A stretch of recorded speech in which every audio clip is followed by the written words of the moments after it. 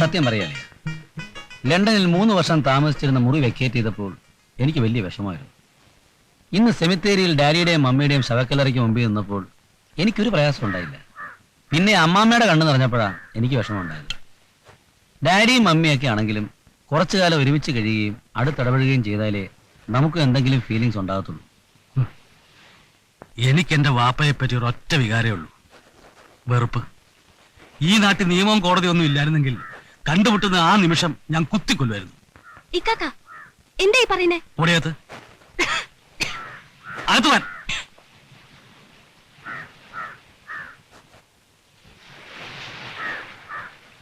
വാപ്പ ഇവക്ക് 4 വയസ്സുള്ളപ്പോഴാ ഞങ്ങളുടെ ഉമ്മ മരിച്ചത്. 6 മാസത്തിനുള്ളിൽ വാപ്പ അവരെ കല്യാണം കഴിച്ചു. കൊണ്ടുവന്നതോ ഒരു പരമദുഷ്ടയെ. ആ സ്ത്രീ ഇവളെ ഇട്ട് കഷ്ടപ്പെടുന്നത് കണ്ട് സഹികെട്ടിട്ടാ ഞാൻ പഠിത്തം നിർത്തിയത്. വാപ്പയ്ക്ക് അവരായിരുന്നു വലുത്. അന്ന് ഞാൻ ഇവളുടെ കൈയും പിടിച്ചിറങ്ങിയതാ. അന്ന് മുതൽ ഇന്ന് വരെ ഈ ലോകത്ത് ഞങ്ങൾക്ക് ഒരാളേ ഉള്ളൂ, ഈ കടലമ്മ.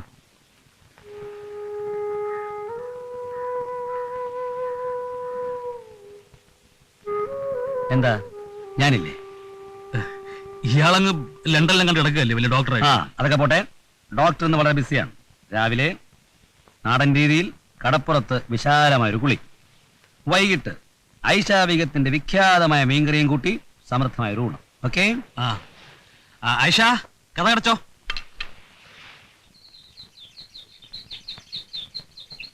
കണ്ടില്ലേ കുറുപ്പേ, രാവിലെ 8 മണിക്ക് ഇവിടുന്ന് ഇറങ്ങി പോയതാ. അവന്റെ വല്ല വിവരം ഉണ്ടോന്ന് നോക്കിയേ. ഇവിടെ അവന് എന്താ ഒരു കുറവുള്ളത്? ആ കടപ്പുറത്തെ കമ്പനിയായിട്ട് എത്ര തവണ ഒട്ടിച്ചേർന്ന് നടന്നാലും അവന് മതിയാവില്ല. അപ്പന്റെ സ്വഭാവവും ഇത് തന്നെ ആയിരുന്നു. എസ്റ്റേറ്റിലേക്കെന്നും പറഞ്ഞൊരു പോക്ക് പോയാ പിന്നെ എത്ര നാൾ കഴിഞ്ഞാൽ തിരിച്ചു വരാറുള്ളത്? അല്ല, എത്ര തവണ ഇവിടുന്ന് തന്നെ എന്നെ അങ്ങോട്ട് പറഞ്ഞയച്ചിട്ടുണ്ട് കൂട്ടിക്കൊണ്ടുവരാൻ. ഇങ്ങോട്ട് വരട്ടെ. അല്ല ഡോക്ടറെ, ഒരു സംശയം. ലണ്ടനിൽ വെച്ച് ഇങ്ങനെ സ്വാതന്ത്ര്യമായിട്ട് കൈ നക്കാൻ പറ്റുമോ? കത്തിമുള്ളുക വേണ്ടായോ? സായിപ്പിന്റെ നാട്ടിൽ എവിടെ കിട്ടുമളിയാ ചട്ടി വെച്ച മീൻകറി? ചട്ടി വെച്ച മീൻകറിയുടെ സ്വാദ് ശരിക്കറിയണം എന്നുണ്ടെങ്കിൽ ഇങ്ങനല്ല, കുറച്ചുകൂടെ ശക്തിയായിട്ടത് ഇങ്ങനെ നക്കണം. ഐഷ ബീഗം എന്റെ കൂടെ നിൽക്കാവുന്നുണ്ടെങ്കിൽ എന്റെ അമ്മാമ്മ ആശുപത്രി വെച്ചതിന് പകരം ഞാൻ ഇവിടെ ഒരു ഉഗ്രൻ ഹോട്ടൽ തുടങ്ങും. എന്താ, കൂടുന്നോ? കൂടുന്നോ? ശരി, ആളെ വിട്ടുതരാം. എനിക്ക് എന്ത് പണി തരും? ആർക്ക്? എനിക്ക്. നിനക്കോ? നിന്നെ കൊണ്ട് അരി വിടുന്നു നാട്ടി. ആട്ടടാ അങ്ങോട്ട്. വീർത്തിരിക്കുക എല്ലാം കൂടെ കുറച്ച് ചൊട്ടി കിട്ടട്ടെ കയ്യിൽ അങ്ങോട്ട്. നീ ഇരിക്കണ്ട, നിനക്ക് എനിക്ക് അവകാശമില്ല. അവിടുത്തെ അവസ്ഥയിൽ വലിയ വ്യത്യാസമൊന്നുമില്ല. ചേട്ടനെ പറ്റി അനിയത്തിയ.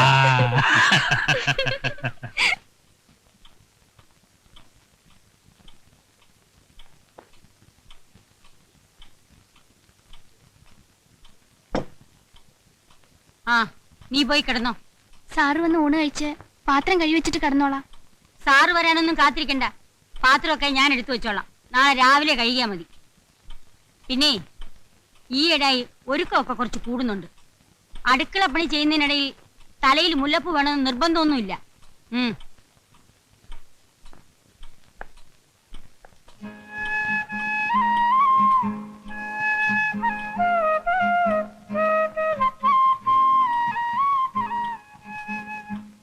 എന്താ നിന്റെ ഉദ്ദേശം?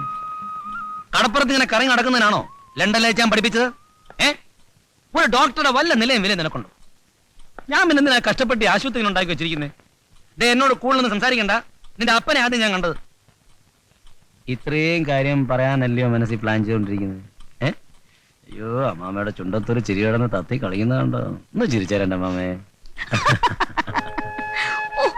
എത്ര നേരമായിട്ട് ഈ ആഹാരം എടുത്തു വെച്ചിട്ട് നിനക്ക് വേണ്ടി ഞാൻ കാത്തിരിക്കണം. കൂടും, പ്രഷർ കൂടും. ഞാൻ ഒറ്റ ഇരിപ്പിന് ഇവനെ മുഴുവൻ കഴിച്ചീർക്കാൻ പോകും. ഫോൺ ഫോൺ ഫോൺ അമ്മാമയ്ക്ക് ഫോൺ.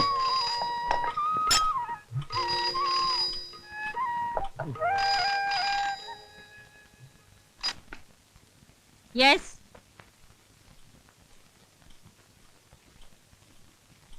ഒന്നുമില്ല സാർ. ഡോക്ടർ വർഗീസിന് നേരത്തെ എന്തെങ്കിലും പ്രോഗ്രാം ഉണ്ടെങ്കിൽ അത് പറയണം. അല്ലാതെ തന്നിഷ്ടം പോലെ വരാതിരുന്നാൽ ഇതൊരു ആശുപത്രിയല്ലേ. ഒരു കാര്യം ചെയ്, തൽക്കാലം ഡോക്ടർ തങ്കമ്മയെ വിളിച്ചോ. അമ്മാമ വരുമ്പോ നിന്നെ ചുമ്മാ ഒന്ന് ചാടിക്കും, പേടിക്കരുതേ. നാക്കുണ്ടെങ്കിൽ ആർക്ക് വേണമെങ്കിലും എന്ത് വേണമെങ്കിലും പറയാം. നിന്നെ ആരാ അവിടെ വിളിച്ചേ? എന്താ മോനെ? അമ്മാമേ, ഞാൻ ഇവിടെ നിന്ന് ഫുഡ് കഴിച്ചുകൊണ്ടിരിക്കുക. ഇവരോട് നിൽക്കേണ്ട ആവശ്യം എന്താ? എനിക്കത് ഇഷ്ടമല്ല. ഏ നിന്നെ ഇവിടെ ആര് വിളിച്ചു? അകത്തേക്ക് പോ. Get out. ഡോക്ടറായ നിലയും വിലയും കളയരുത്. ആ. അല്ല മോൻ ആഹാരം കഴിച്ചു തീർന്നോ? അമ്മാമ്മയുടെ കൊഞ്ചേറി ഉണ്ടെങ്കിൽ എനിക്ക് എത്ര നേരം വേണം ഊണ് കഴിക്കാൻ? ഞാൻ ഇത് മുഴുവൻ കഴിക്കാൻ പോകും. അയ്യോ വേണ്ട വേണ്ട, നീ ഇപ്പൊ തന്നെ നിറച്ചും കഴിച്ചിട്ടുണ്ട്. എന്നാ കഴിക്കട്ടെ. ആ ജോമോ നിന്നെ കണ്ടിട്ടില്ലല്ലോ, അതുകൊണ്ട് ഒരു പ്രശ്നം ഉണ്ടാവില്ല. ഇത്രയും കാലം കൂടി നാട്ടി വന്നിട്ട് ഒരു നിമിഷം പോലും അവൻ വീട്ടിൽ നിന്നിട്ടില്ല. ദേ ഇന്ന് തന്നെ രാവിലെ ഇറങ്ങിയതാ. ഇനിയിപ്പോ രാത്രി നേരത്താ വന്നു കയറുന്നെന്ന് അറിഞ്ഞൂടാ. നല്ലത് വേണ്ട നേരത്ത് പറഞ്ഞു കൊടുക്കാൻ അവൻ ആരും ഉണ്ടായിരുന്നില്ല. ആ ജോമോൻ എവിടെ പോകുന്നു, ആരെയെല്ലാം കാണുന്നു, എന്തെല്ലാം പറയുന്നു, ഇതിന്റെ എല്ലാം ഒരു ഫുൾ റിപ്പോർട്ട് എന്നും വൈകുന്നേരം നീ എനിക്ക് തരണം. അമ്മച്ചി പറയുന്നത് ഞാനൊരു CID പണി നടത്തണം എന്നാണ്. അതെ, അത് ഞാൻ ഏറ്റു. പക്ഷേ ഈ CID പണിയും ആശുപത്രിയിൽ അറ്റൻഡർ പണിയും രണ്ടും കൂടി ഒരുമിച്ച്. അത് നീ വിഷമിക്കണ്ട.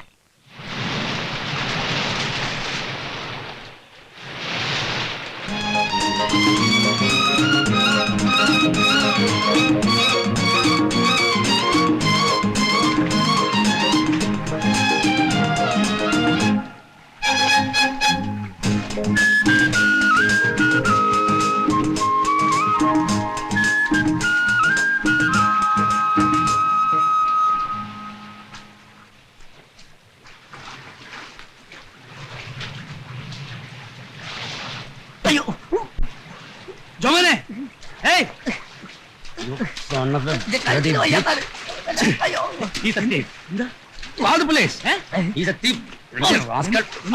എന്താ ജോമോനെ, എന്താ കാര്യം എന്താ?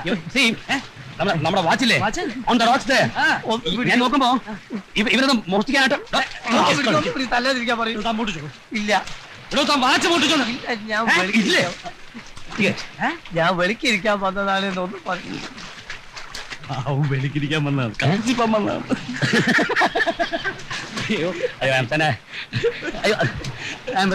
അവിടെ പാത്തും പതിയും പാറെടുത്തവർ മനസ്സിലാക്കി. നല്ല സമയം എടുത്ത് വിസ്തരിച്ചിട്ട് പോയാൽ മതി കേട്ടോ. സോറി. ഓക്കെ, ഇതെന്ത് പോകാൻ ഉള്ളതൊക്കെ അപ്പോഴേ പോയില്ലേ.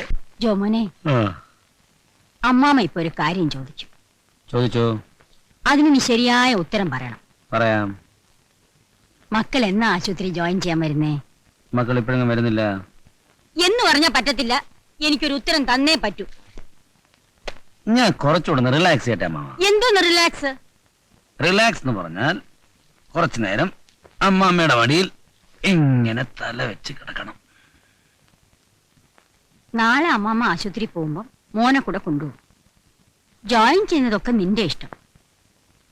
അവിടെ ഉള്ളവരെല്ലാം നിന്നെ കാണാൻ കാത്തിരിക്കുക.